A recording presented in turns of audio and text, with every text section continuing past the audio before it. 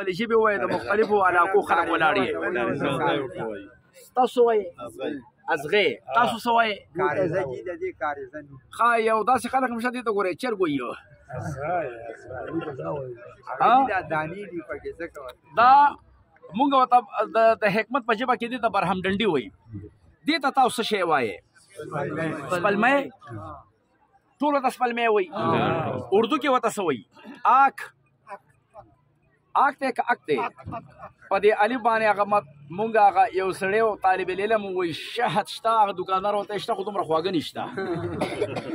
نو مونږ هم په دې باندې ورکوټ مت دی نو مونږ وایو چې آک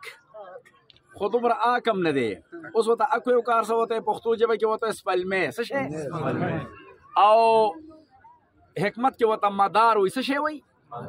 مدار دې کې دا کمال هم شته دی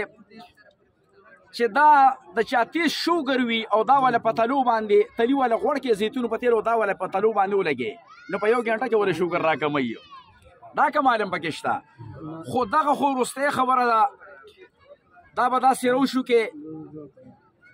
دغسې شکل کې صدیق بھائی دا پکې لګ راورځوي دا به داسې به روشو کې ګوره داسې دا هم روشو کول ښه دا یو ملګري ونیسئ الله ثواب په نیت الله تعالی به دله خیر درکړي او دا به چاکو چا سره شته چې تاسو بیا عملا پوه کړم که په دې خبره پوه شوئ که نه دا له کټ کا بچې دا کټ کا دغه ملګري سره موبایل دی ورکه دا ازغلي پکې خوږ به دې کې په طریقه باباجي چې ځان پې خوږ نه کوي بله مسله جوړه نه شي دا ښه دې کې تیار یو شته دی هم دی او دې کې یو تیار شتم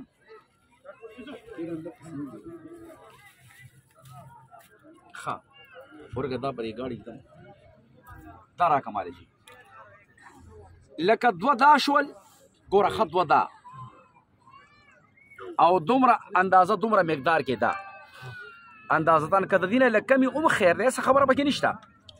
دا به تاسو د کور د استعمال چټو نه نوی چټو به ولواله او دا به په شریکه باندې دا او دا به کمبینیشن کوي کمبینیشن یو ځای به کې اوبه یې ټکوي او بیا به 2 ګیلاسو اوبو کې دومره پاخه کې چې یو ګیلاس اوبه پکې ختم شي یا یو ګیلاس اوبو کې به دومره پاخه کې چې نیم ګیلاس اوبه پکې ختم شي بس چاڼ به کې او دا ډېر تریخ دی نو نیمه چمچه به پکې شات واچې چې په خوله باندې بدي نه لګي په خبره به پوهېږې دا زموږ د کینسر تلی چې دی هر چا دی د الله تعالی په نوم باندې ورکوو مفت دا به خولې ته د شپو د کېدو ټایم کې خو د شپو د کېدو ټایم کې ښه نه ده د 10 بجو کې په نهره یا سحر په نهره یا بیا د سحر د بانګونو نه لږ یو 10-15 منټ مخکې په نهره په دغه ټایم کې به دغه اوبه او دغه تلی به خولې ته واچې او دا بس کې یاره انشاءالله تعالی یو 20 ورځې پس د کینسر لکه ټسټ کا ګوره زه پښتو کې یو اسانه خبره ته کوم یو ټکی کوم ستاسو مزغو ته راوړم کله کله چې یو سړی ډېر زیات غټ وي او هغه د مانده کېدو دارو خوري او هغه بیا مانده شي نو هغه چا لیدلی دی یو پښتو کې خبره مې وکړه چې کله کله یو سړی ډېر زیات غټ وي پړسېدلی وي وازګه پکې وي غوښه پکې وي او ډېر غټه بلا وي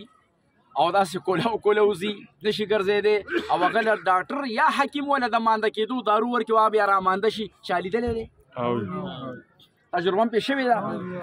دکه شانتې دا د کینسر غوټه مانده کوي او ختموي اوس په مثال پوه شوې دا شی دی نو انشاءالله تعالی دا په دغه طریقې استعمالوي الله تعالی دله صحت او شفا درکړه